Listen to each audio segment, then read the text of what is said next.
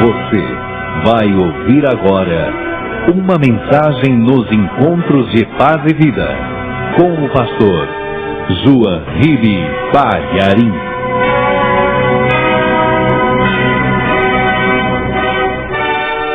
Atos dos Apóstolos, capítulo 3, versículo 1 e 2. Diz assim: Pedro e João subiam juntos ao templo à hora da oração, a nona. E era trazido um varão que desde o ventre de sua mãe era coxo, o qual todos os dias punham à porta do templo chamada Formosa para pedir esmola aos que entravam. Amém? Você crê na palavra de Deus? Você crê que essa palavra é a verdade e que ela continua valendo para os dias de hoje? Ou você acha que essa palavra é uma coisa só para o passado? Quantos acreditam que essa palavra é eterna? Levante a mão. Jesus disse: passarão os céus e a terra, mas as minhas palavras não hão de passar. Você acredita nisso? Eu também creio. Então vamos dar a melhor salva de palmas para a palavra de Deus. Mas aplaude muito mesmo, igreja. E enquanto você aplaude, diga glória a Deus. Diga bem alto: glória, glória, glória a Deus. Diga o mais alto que você puder. Faça esse glória e essas palmas chegarem até o trono de Deus. Isso, aplaude mais ainda. Senhor Deus, há muitos mistérios entre o céu e a terra, mas nós sabemos que essas palmas estão ecoando no céu. Nós sabemos que essas palmas estão chegando no teu trono. A nossa fé nos garante isso. O teu Espírito nos garante isso. Então, Senhor, recebe o louvor da tua igreja e prepara agora muitas bênçãos, porque a tua palavra vai ser pregada. Fala através do pregador. Toma o lugar do pregador. Que não sejamos nós a falar, mas que o Senhor fale através de nós e que a tua palavra vá e produza o resultado para o qual está sendo mandada. Em nome do Senhor Jesus. Amém. Diga amém, Jesus. Podem sentar, igreja. Você sabe que toda mulher que engravida tem uma preocupação permanente a respeito da formação do filho no seu ventre. Hoje há muitos avanços através de ultrassom, através de diversos exames, até pelo líquido que há no útero da mulher. Já pode-se descobrir, por exemplo, se uma criança vai nascer com um defeito físico, ou nascer sem cérebro, ou nascer sem as mãozinhas, sem os pezinhos. Hoje em dia é possível prever isso e os pais tomam a decisão ainda no início da gravidez. Mas isso é coisa recente. Nem sempre foi assim. O nascimento de uma criança sempre foi uma surpresa, tanto para o pai como para a mãe, inclusive com relação ao sexo. Hoje parece que não tem nem mais graça, né? Você está esperando para quando é? É para o final do ano. Para o final do ano? E que mês? Para tal dia, para tal época, até tal dia. Se não for, a gente faz cesariana, nasce naquele dia. Hoje não tem nem aquela expectativa até de esperar o dia do parto. Coisa ficou meio sem graça. Às vezes a mulher fala: é uma menina. Ué, como é que sabe? A gente já fez ultrassom. Por quê? O segundo filho não é a primeira, que a gente queria saber se era homem ou mulher. Então, essa coisa que existe hoje não existia antigamente. Os 9 meses de gravidez eram acompanhados, principalmente pela mãe, com muita expectativa, e o tempo todo aquela mãe ficava pedindo a Deus para o filho nascer perfeito. A oração de qualquer mulher grávida é essa: você está querendo menino ou menina? Não, vindo com saúde, estamos satisfeitos. Pode ser menino, pode ser menino, o importante é que tenha saúde. Porque a mãe realmente deseja isso mais do que tudo. Porque ela ama o filho. Às vezes um pequeno defeito e aquela mãe vai ser super infeliz, sabendo que o filho também vai ser infeliz. Então, houve uma mulher que esperou um filho durante 9 meses. E quando a criança saiu de dentro do seu ventre e que levantaram a criancinha de ponta cabeça para a criança chorar, viram imediatamente que essa criança tinha as pernas mal formadas e o tornozelo envergado e o pé engradinhado, retorcido, mal formado. E deram com muita ansiedade essa notícia para a mãe, porque sabiam que seria uma notícia ruim, mas com muito jeito disseram: olha, o teu filho nasceu coxo. E quando ela soube disso, ela, além da tristeza por não ter formado um filho perfeito, ela sentiu que era falha, incompetência dela, que aquilo talvez fosse um castigo de Deus. Ela ficou pensando como é que seria o futuro dessa criança, porque as pernas são tão necessárias e o filho dela jamais andaria. Quer dizer, seria coxo por toda a vida, nasceu com aquele defeito. Pois bem, ela assumiu o papel de criar este filho durante vários anos e o menino não andava, rastejava no chão. Sabe quando a pessoa usa as mãos para andar? Mas naquela época e naquele lugar do mundo, ruas pedregosas, nenhuma via asfaltada, ruas cheias de cascalho, chão muito quente. É difícil até para um aleijado rastejar no chão. Muitos morros, muitos buracos, terreno acidentado. Então, olha o que faziam com o filho dessa mulher. Carregavam para baixo e para cima. E como não havia outro jeito, quando ele cresceu, ele não conseguia trabalho, não conseguia emprego e era marginalizado. Todo mundo achava, naquela época principalmente, que alguém que nascesse com defeito era por pecado ou do pai ou da mãe, e o filho tinha nascido defeituoso como castigo de Deus, como marca de Deus. A gente lê no Evangelho que uma vez Jesus curou um moço cego de nascença. E quando esse moço cego de nascença passou a enxergar e foi questionado pelos religiosos que achavam que Jesus era um vigarista, um enganador, o que era cego disse assim: olha, se ele é pecador, eu não sei. Eu sei que eu era cego e eu agora vejo. E eles disseram: não, mas aquele homem, ele não pode ser de Deus. Ele é um pecador. Dá glória a Deus. Não foi ele que te curou, não. Foi Deus. E o que era cego falou assim: desde o princípio do mundo, não há notícia de que alguém tenha aberto os olhos de um cego. Se esse homem fosse pecador, como ele poderia fazer uma coisa dessa? Mas nós sabemos que todos aqueles que são tementes a Deus e fazem o que lhe agrada, Deus responde, Deus opera, Deus honra. Então, aqueles religiosos deram a seguinte resposta para o que era cego. Veja comigo, o Evangelho de João, capítulo 9, versículo 34. Disseram, pois, ao cego: tu és nascido todo em pecados e nos ensina a nós? E expulsaram-no. Quer dizer, eles achavam que uma pessoa que nascesse com defeito físico era nascida em pecados. Repetindo a leitura, João 9,34, o pensamento da época em que Jesus estava na terra. Eles disseram ao que era cego: tu és nascido todo em pecados e nos ensina a nós? E expulsaram-no. Então eles acreditavam que uma pessoa que nascesse com defeito físico era nascida em pecado. E este moço coxo, ele era marginalizado por causa disso. Se nasceu coxo, é porque nasceu em pecado. E se ele nasceu em pecado, é melhor a gente não andar muito com ele não, porque ele é nascido em pecados. Vamos manter distância.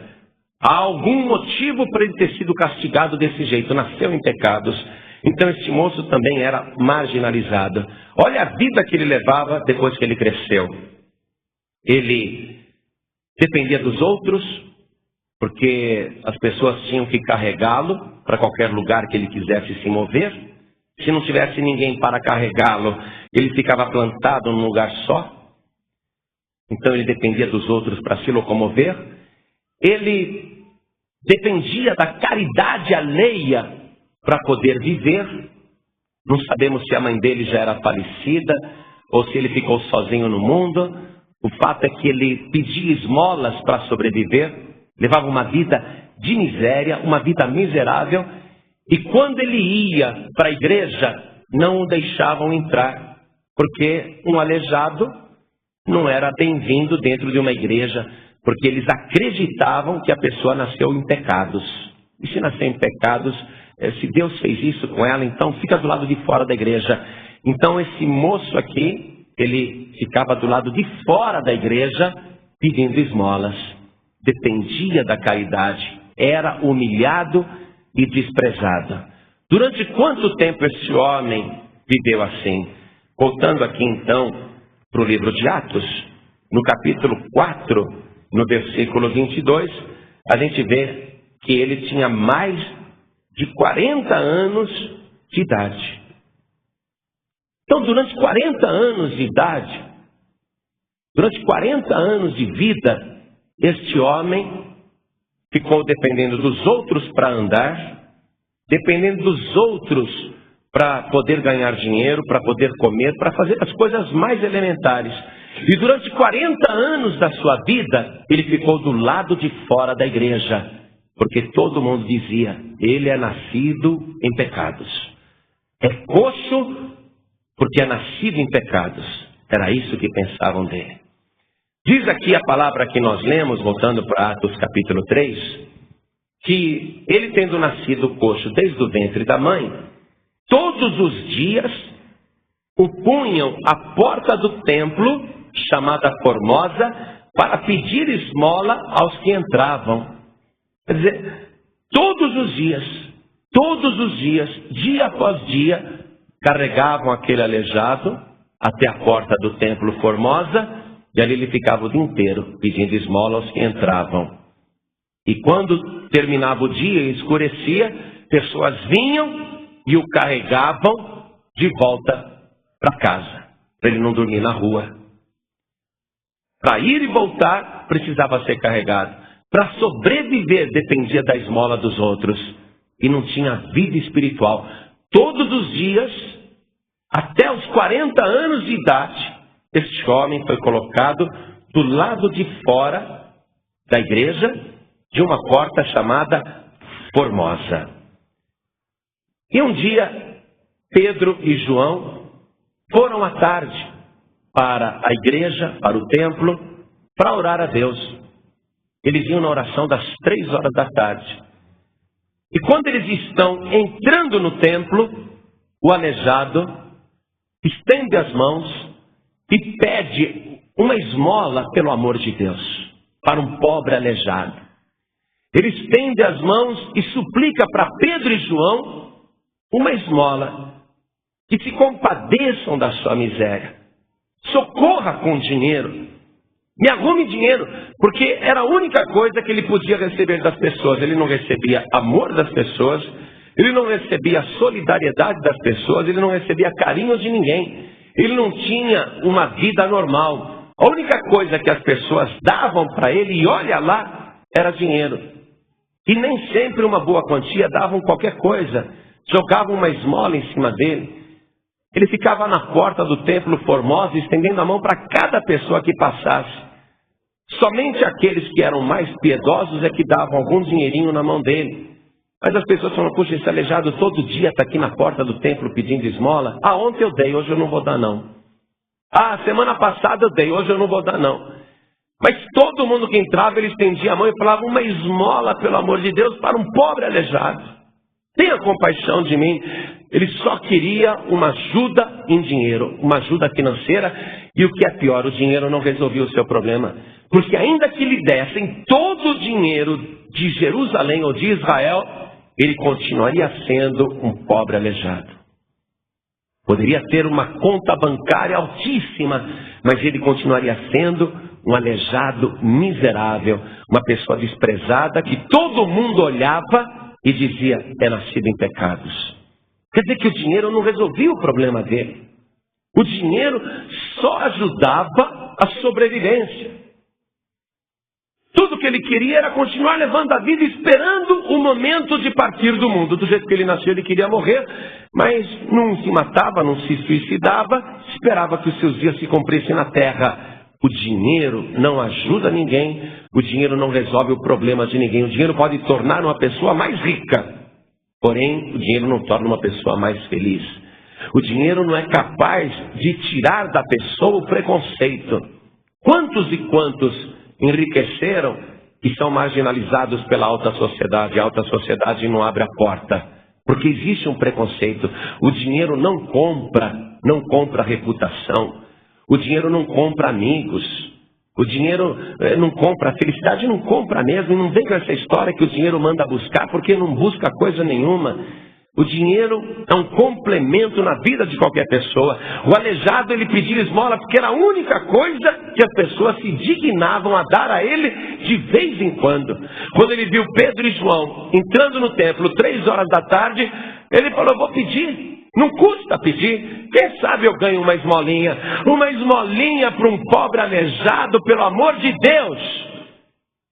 E Pedro parou na frente do aleijado e disse para ele: meu amigo, olha para nós. E ele olhou para Pedro e João. Diz o Evangelho que ele esperava receber alguma coisa. Ele achou que iria ganhar uma grande esmola, que aquele dia iria valer a pena. Eu vou receber agora uma grande esmola. Pensou que essa esmola viria em forma de dinheiro. Mas Pedro disse: olha só. E puxou o bolso para fora. Se é que tinha bolsa, a roupa de Pedro, né? Mostrou: não tenho prata e não tenho ouro, mas o que eu tenho, isso eu te dou. Em nome de Jesus Cristo Nazareno, levanta-te e anda. Nunca ele tinha ouvido uma frase como essa. Ele ficou parado, sem saber o que fazer. Então Pedro o segurou pela mão e o puxou para cima. O homem deu um salto e caiu de pé e saiu andando em nome de Jesus Cristo. Curado instantaneamente. Nem ele acreditava. Depois de 40 anos rastejando, o homem está de pé. Nunca ele tinha visto o mundo dessa altura. Ele sempre tinha visto o mundo, ó, assim, ó, no chão e de baixo para cima. A visão que ele tinha das pessoas era uma visão distante. Essa era a primeira vez que ele estava olhando e vendo as pessoas no mesmo nível. Era a primeira vez que ele estava contemplando os outros homens e mulheres iguais a ele. Foi aí que ele se viu semelhante aos outros. Sabe o que esse homem que era aleijado fez?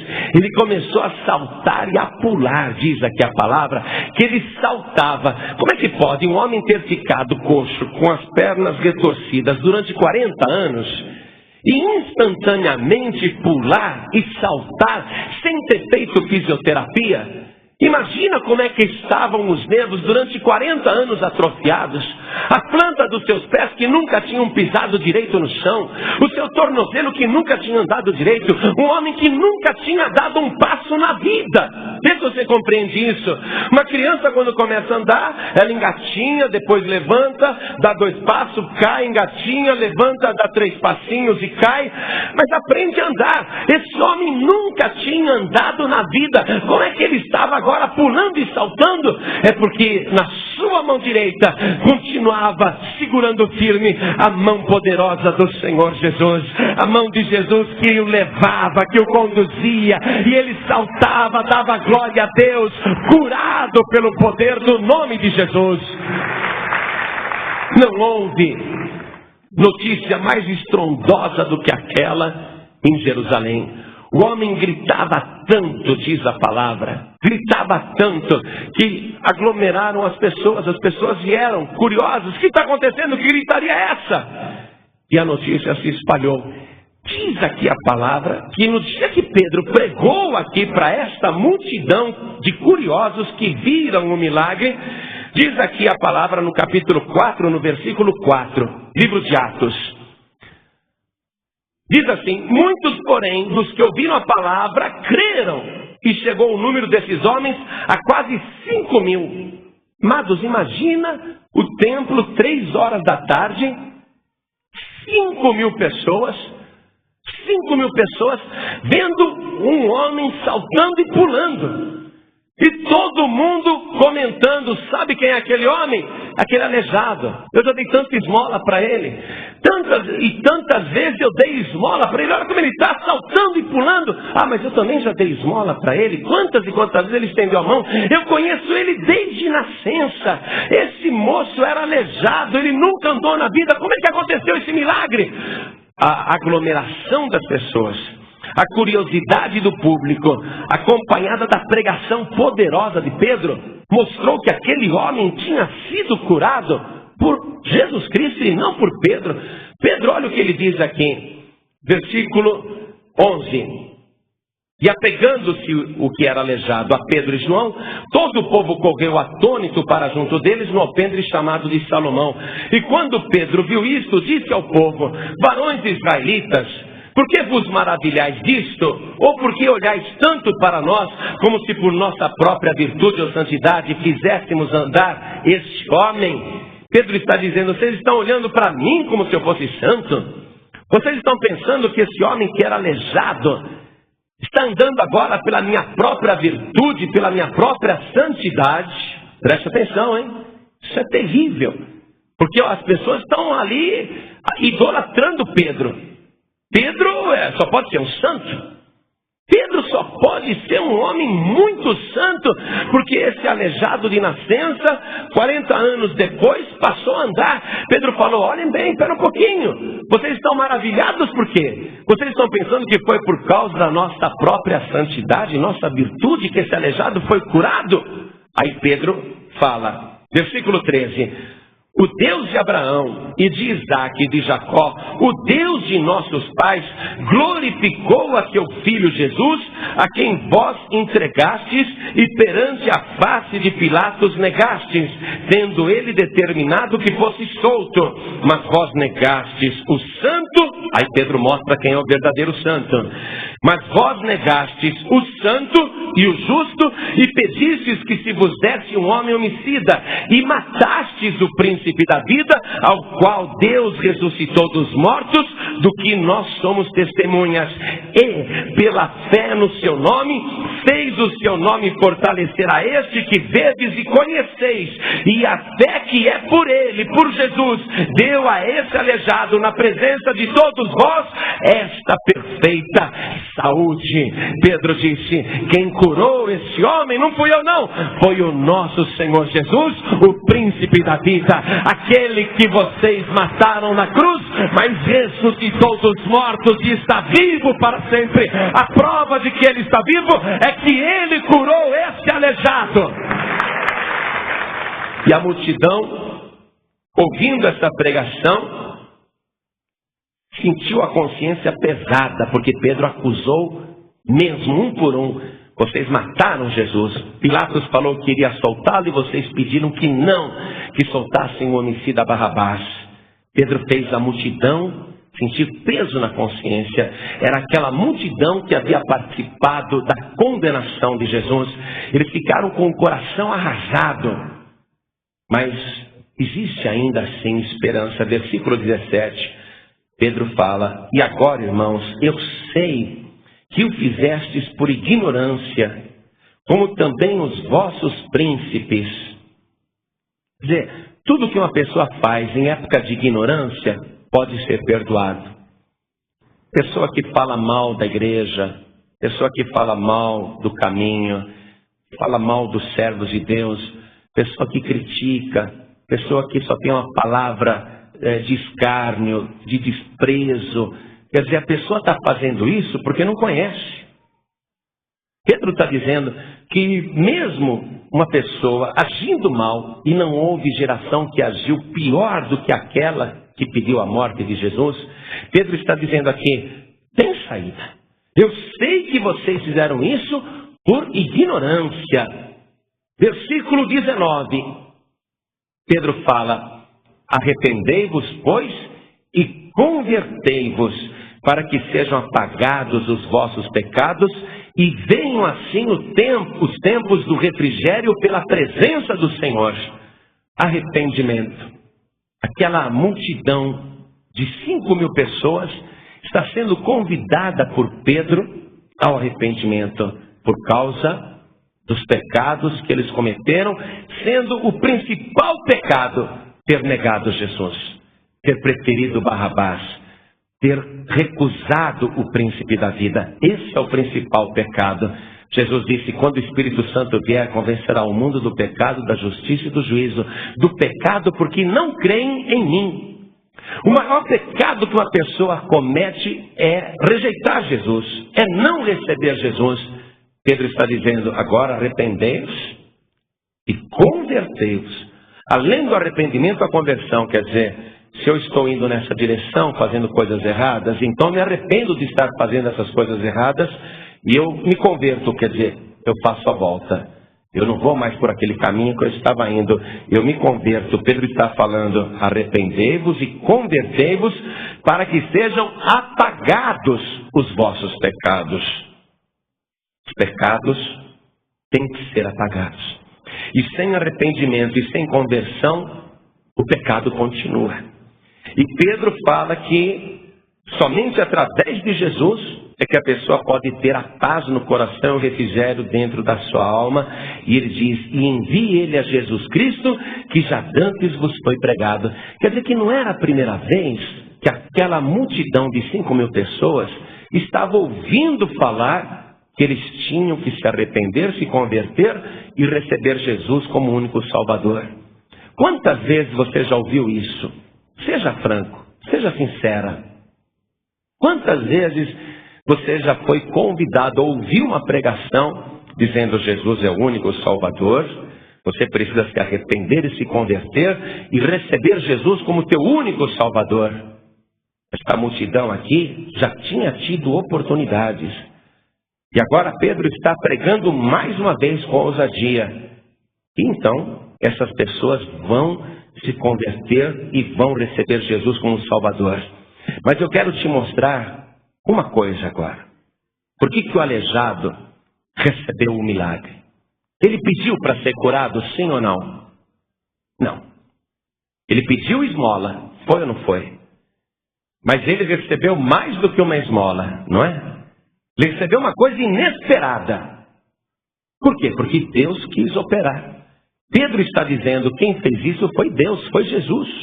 Foi através do nome de Jesus. Ora, o homem não pediu para fazer, porque na mente daquele homem, ele continuaria sendo aleijado até o fim da sua vida. Então, o milagre aconteceu porque Pedro liberou a palavra. A palavra que Pedro liberou foi em nome de Jesus Cristo. Pedro disse, em nome de Jesus Cristo, e olha o detalhe, o Nazareno. Veja comigo o versículo 6. Pedro falou, não tenho prata nem ouro, mas o que tenho, isso te dou.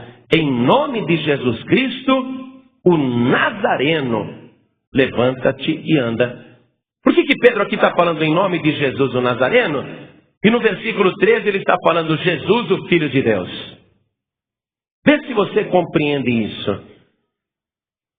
Quando Pedro falou em nome de Jesus, o Nazareno, só para você entender o que é esse Nazareno, o que significa este nome Nazareno, significa um homem nascido na cidade de Nazaré, um vilarejo sem importância nenhuma, ainda que Jesus não tenha nascido em Nazaré, nasceu em Belém, mas foi criado em Nazaré, desde pequeno, cresceu em Nazaré.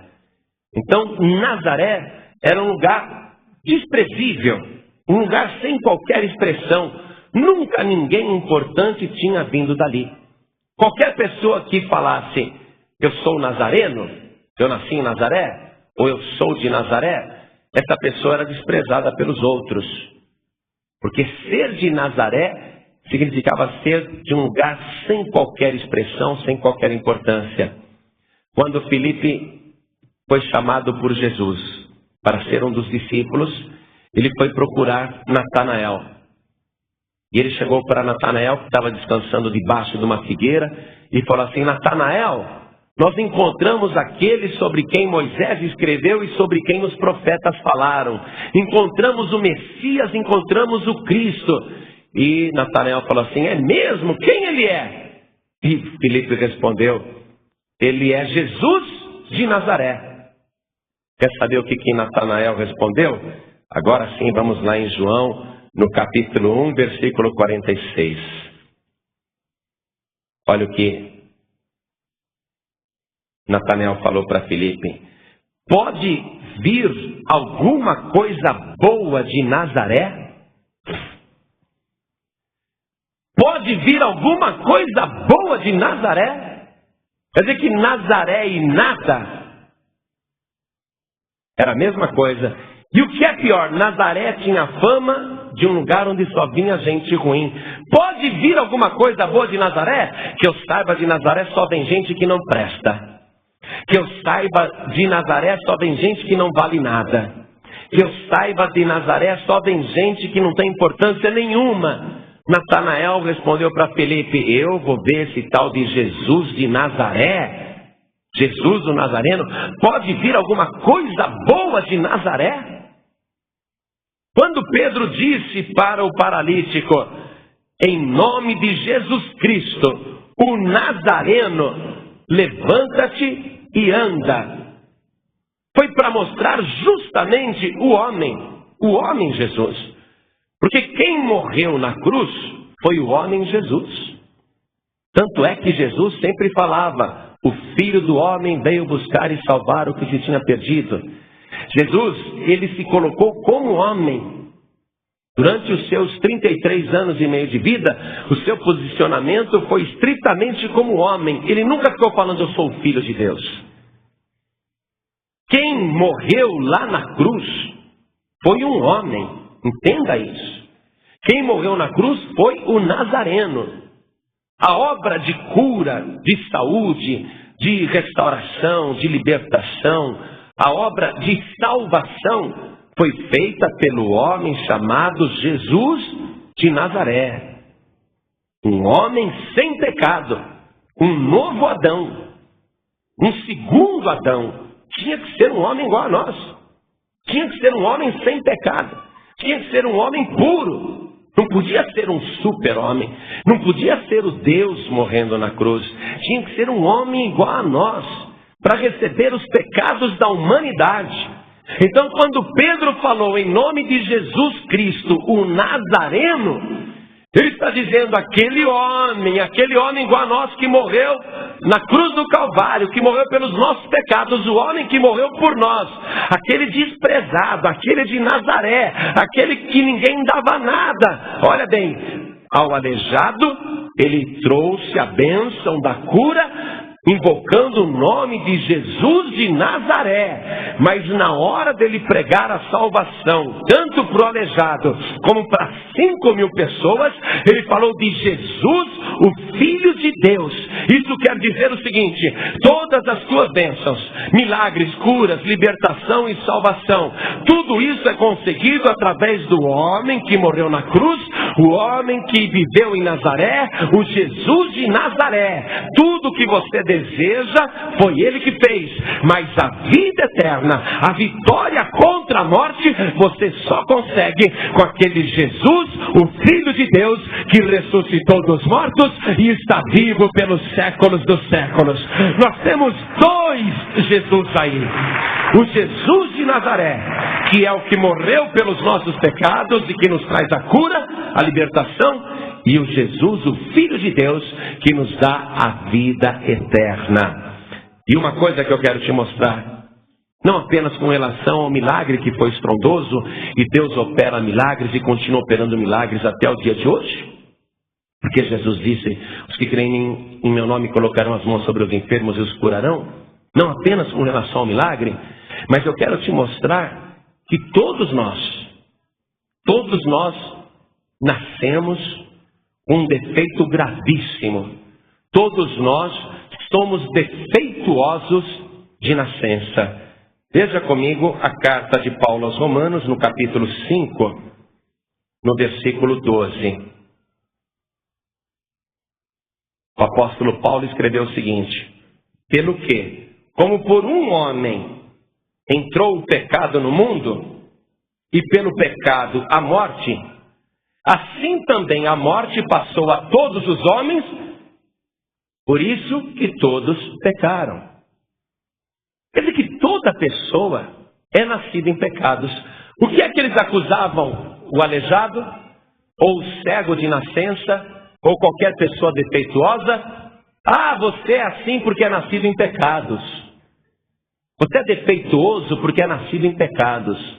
Mas o Evangelho está dizendo que todos nós somos defeituosos, E todos nós somos nascidos em pecados. E esse pecado foi genético. Porque esse pecado entrou através de Adão. Por um homem entrou o pecado no mundo. E esse pecado genético espiritual passou para todos os homens. Quer dizer, toda a humanidade é defeituosa. Então, diante de Deus, toda a humanidade está na mesma condição do que uma pessoa que nasce com defeito. A pessoa que nasce cega, um aleijado de nascença, um coxo de nascença. Todos nós, você pode não ter um defeito físico, mas você tem o defeito. Você nasceu defeituoso. E esse defeito, apesar de ser invisível, ele está em você. E não tem uma pessoa no mundo que não seja defeituosa. Como era que aquele aleijado vivia? Por ter nascido defeituoso, vivia na miséria. Ele dependia dos outros. O ser humano, por ter nascido com pecado e ter nascido em pecados, ele está sempre dependendo um do outro.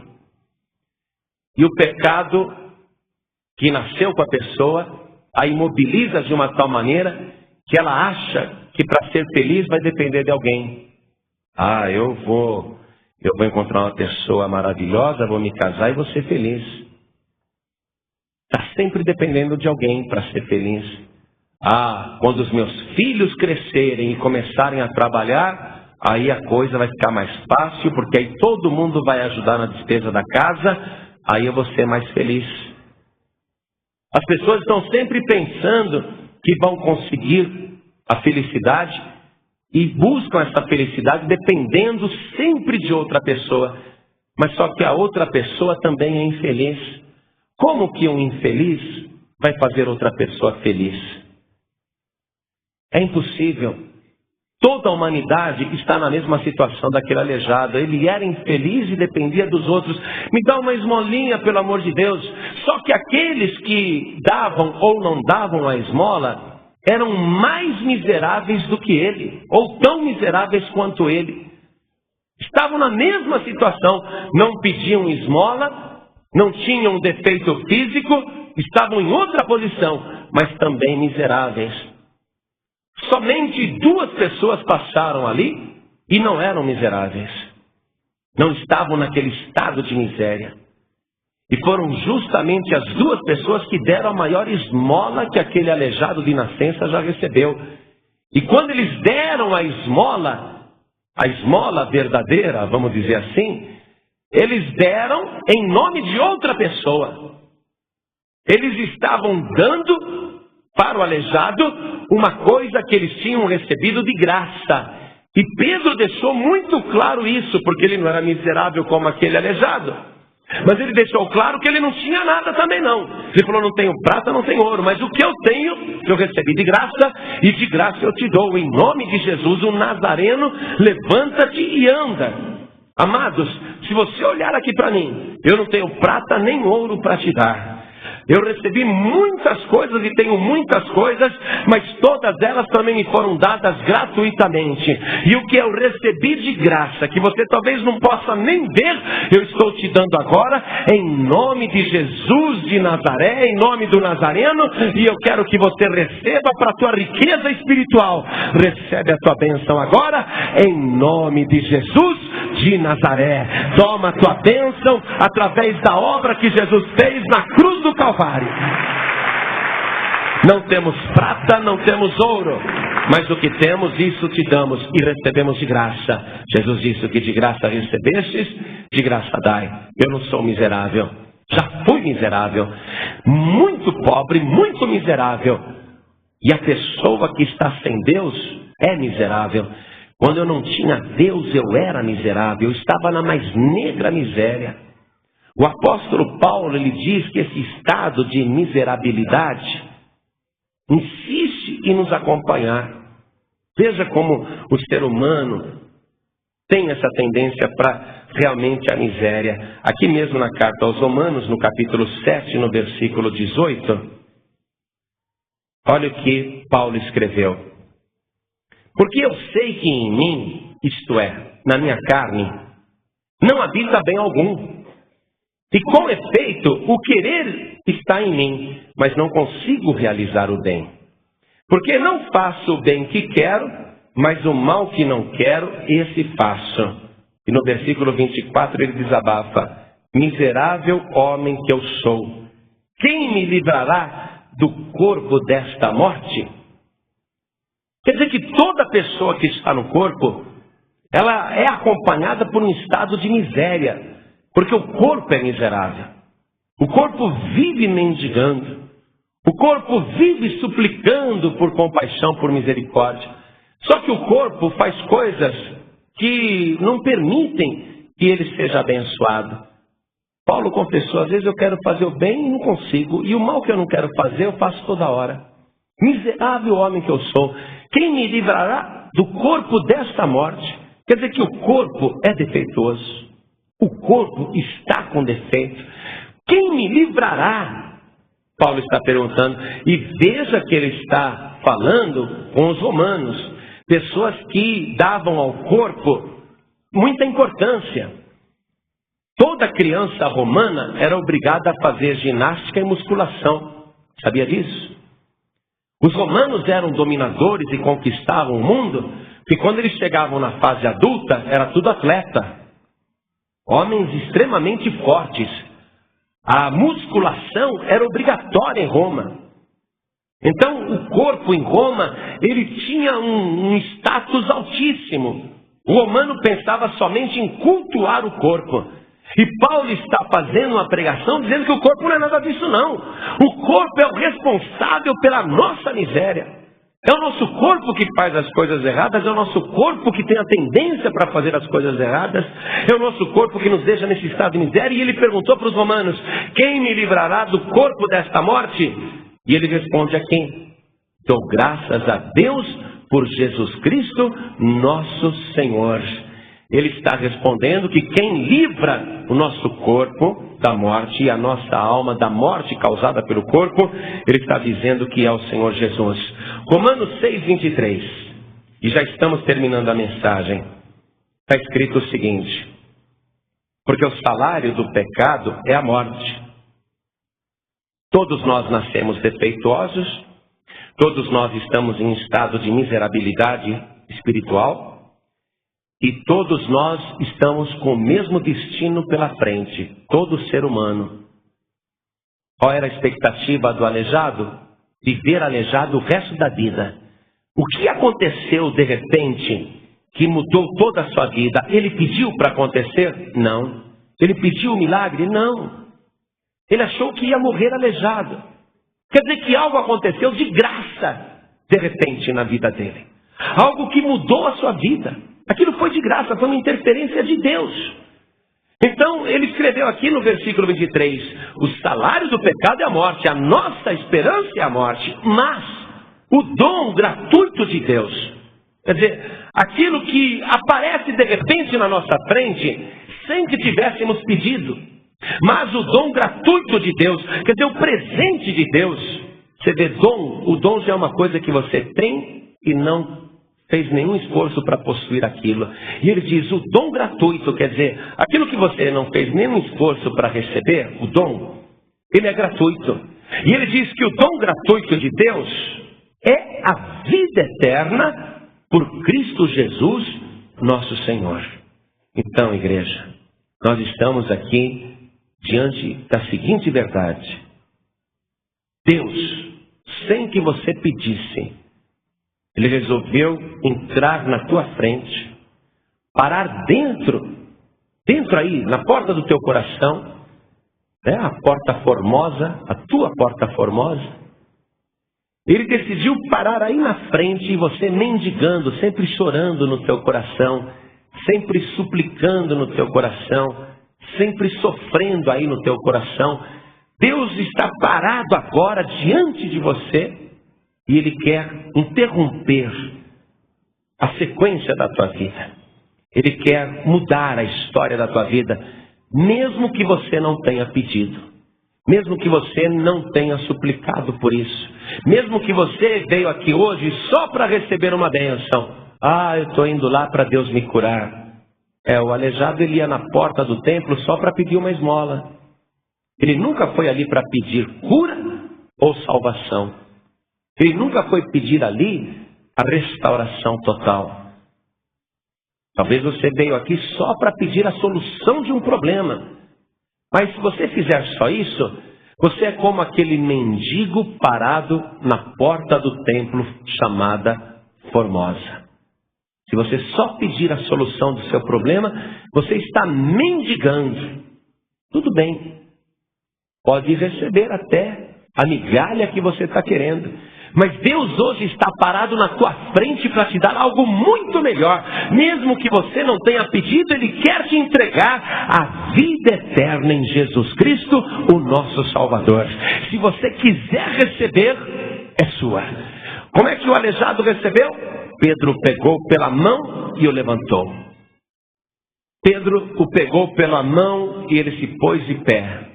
E saiu andando, olha só. Um homem que não andava, passou a andar. Saltando, diz aqui a palavra. Um homem que vivia no chão, agora está dando saltos do chão, está desgrudando do chão, saltando. E terceiro, entrou no templo, louvando a Deus. Antes ele não entrava no templo. Ele era obrigado a ficar do lado de fora, onde só tinha migalhas. Agora ele é igual aos demais.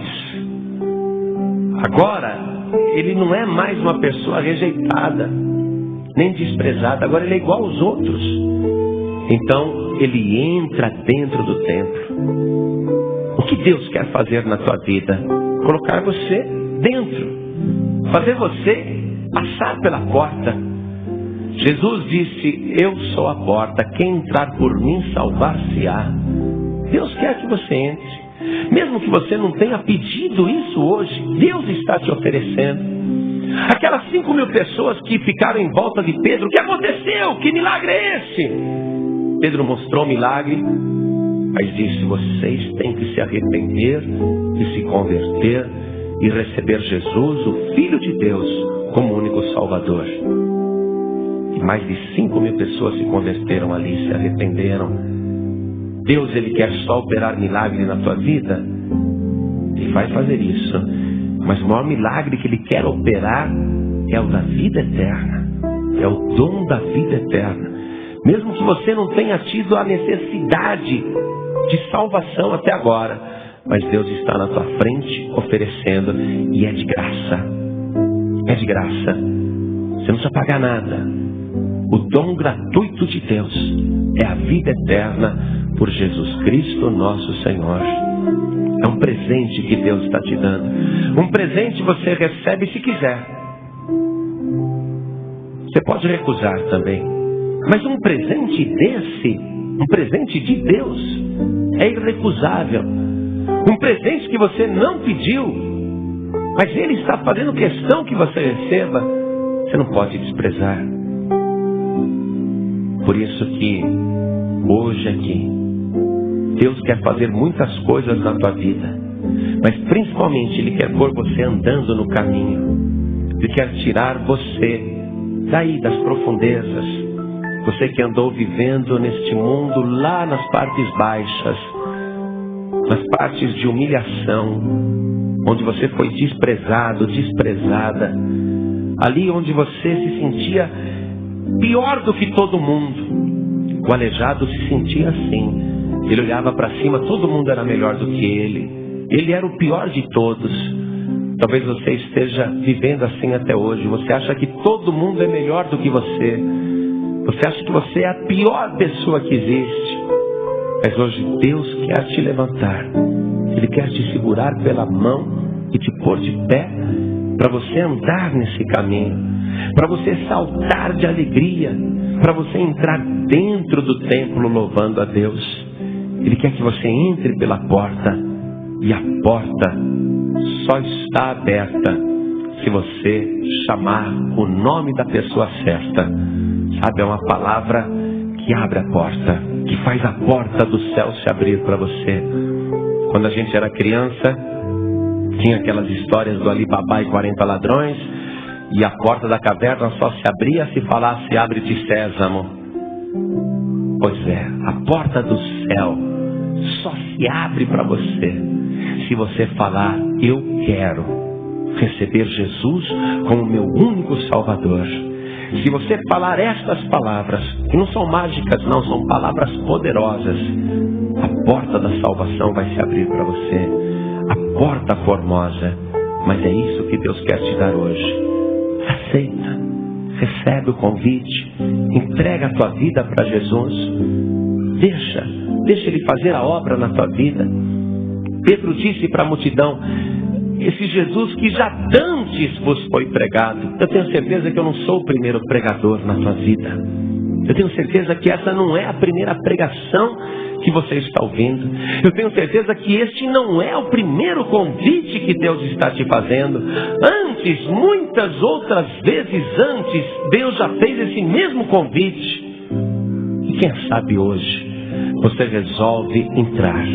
Quem sabe hoje você resolve receber Jesus como teu único Salvador. E é tão fácil. A pergunta que nós temos que fazer é simples. E a maneira de você responder também é simples. Eu vou perguntar quem quer entregar sua vida para Jesus. E você responde erguendo as mãos. Viu como é fácil? Então eu vou fazer essa pergunta agora. Neste momento, quantas pessoas querem entregar a sua vida para Jesus? Ergue a mão direita assim, bem alto. Ergue bem alto a sua mão. Mais alto ainda. Não se envergonhe, ergue bem alto. Oh, glória. Que maravilha. Que bom que hoje você ergueu tua mão. Você que ergueu a tua mão, por favor, saia do teu lugar agora e venha aqui para frente. Você que está ao lado dessa pessoa, vem andando junto com ela. Vem andando com essa pessoa, traz ela aqui para frente. Isso, vem para cá.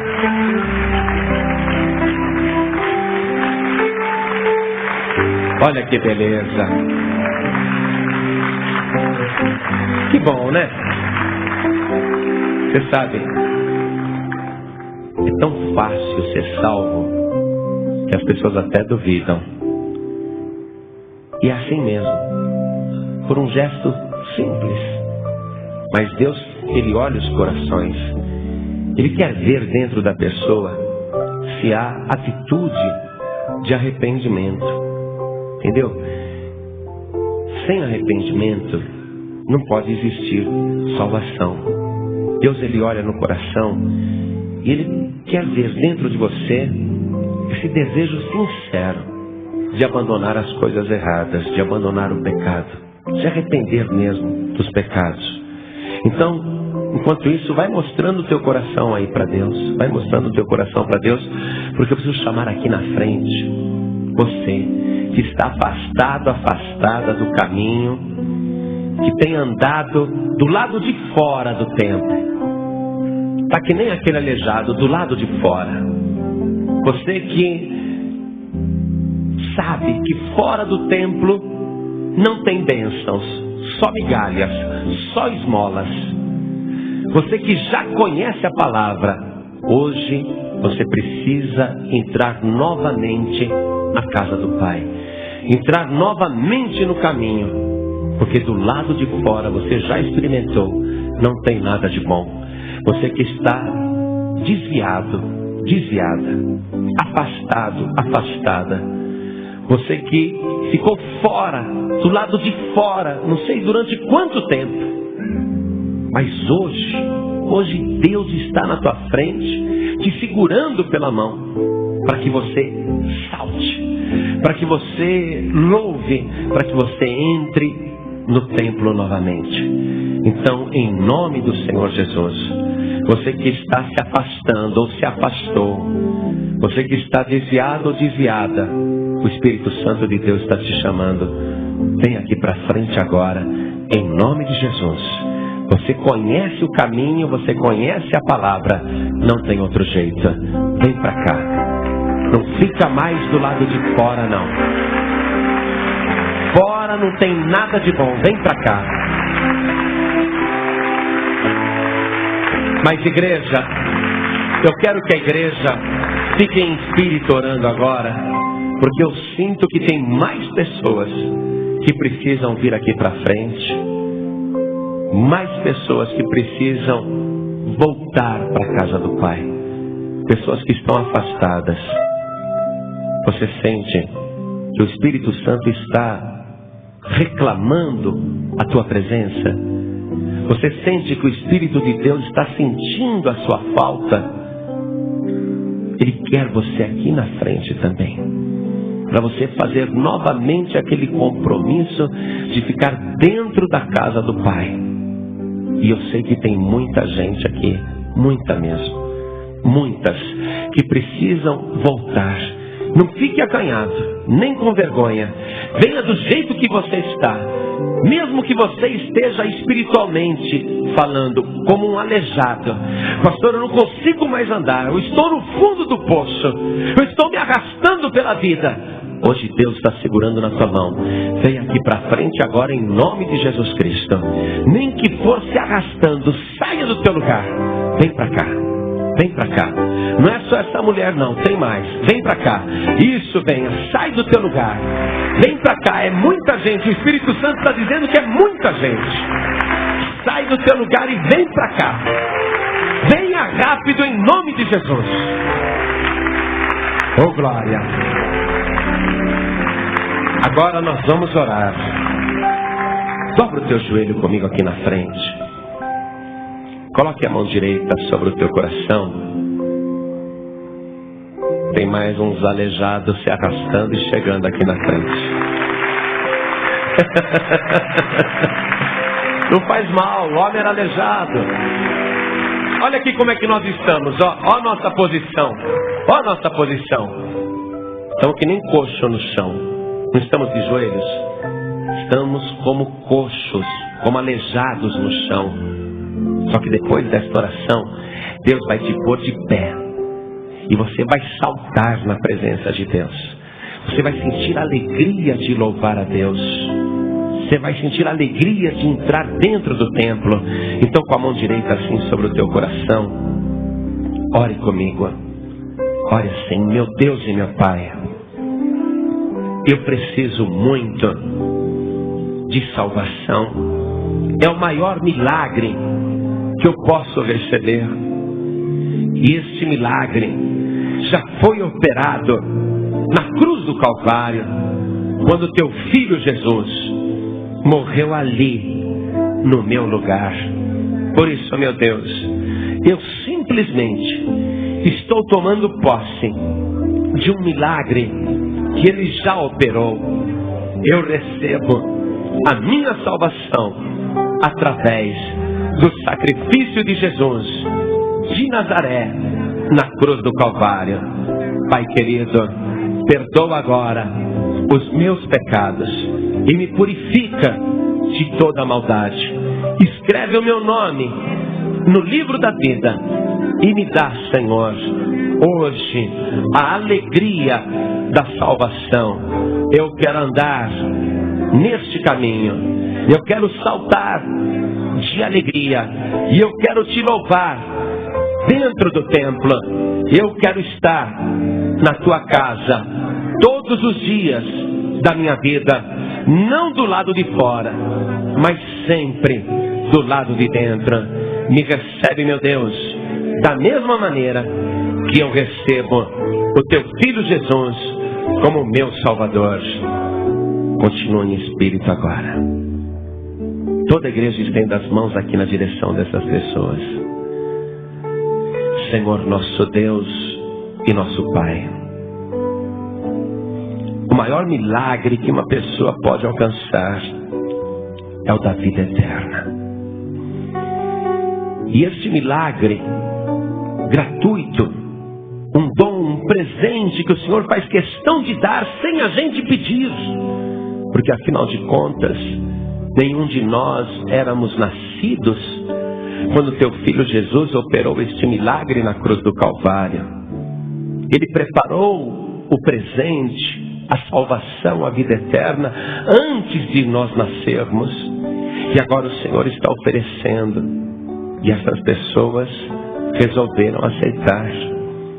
Resolveram receber este presente. Meu Pai querido, recebe também estas pessoas. escreve o nome de cada uma delas no livro da vida. Escreve o nome dessa pessoa e coloca a data de hoje, meu Deus.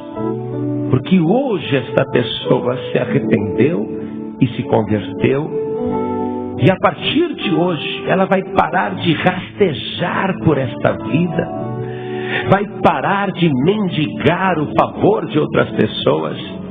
E nem vai se servir das migalhas do mundo. Não, nunca mais esta pessoa vai ficar do lado de fora da igreja, nem à porta pedindo o favor dos outros, não.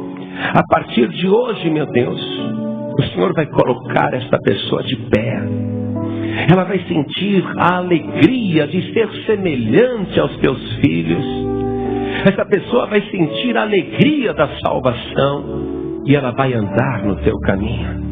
Opera este milagre agora, meu Deus, porque essa pessoa está entregando a sua vida no teu altar. Essa pessoa está se rendendo a ti. E a partir de hoje tem que haver algo novo, uma nova vida. Aquele aleijado que foi curado nunca mais precisou mendigar, nem ficar fora do templo, nem depender de outras pessoas, nem tampouco haveria qualquer acusação contra ele dizendo: você é nascido em pecados. Nenhuma condenação há para aqueles que estão em Cristo Jesus, diz a tua palavra. A partir de hoje, nunca mais o diabo vai poder acusar esta pessoa por pecados cometidos no passado. Nunca mais o diabo vai lançar qualquer acusação sobre o passado desta pessoa, porque a partir de hoje a sua vida é totalmente diferente. A partir de hoje esta pessoa está começando de novo. Tudo está se fazendo novo para ela, como foi feito também na vida daquele que era aleijado há 40 anos. Meu Deus, a partir de hoje a vida desta pessoa vai ser totalmente nova e diferente. E eu quero que o Senhor realize este milagre agora. Pai querido, nós não temos prata nem ouro, mas aquilo que nós temos, nós estamos dando para estas pessoas. O Senhor já deu para estas pessoas e elas estão recebendo. Então confirme esse grande milagre agora, em nome do Senhor Jesus. E todos aqueles que estavam afastados do caminho, fracos na fé, aqueles que estavam fora da igreja, fora do templo, hoje entraram novamente. Restaura também estas vidas. Restaura outra vez estas pessoas. Volta a dar a alegria da salvação para esta pessoa saltar na tua presença e te glorificar dentro da igreja. Meu Deus, faz esta obra gloriosa na vida de cada pessoa, em nome do Senhor Jesus. Assim seja. Amém. Diga amém, Jesus. Agora fica de pé no teu lugar. Aplaude o Senhor Jesus com alegria. Você acabou de ouvir uma mensagem nos Encontros de Paz e Vida, com o pastor João Ribe Palharim. Participe você também dos Encontros de Paz e Vida, às 8 horas da manhã, às 3 horas da tarde e às 7 horas da noite. Comunidade Cristã Paz e Vida, lugar de gente feliz.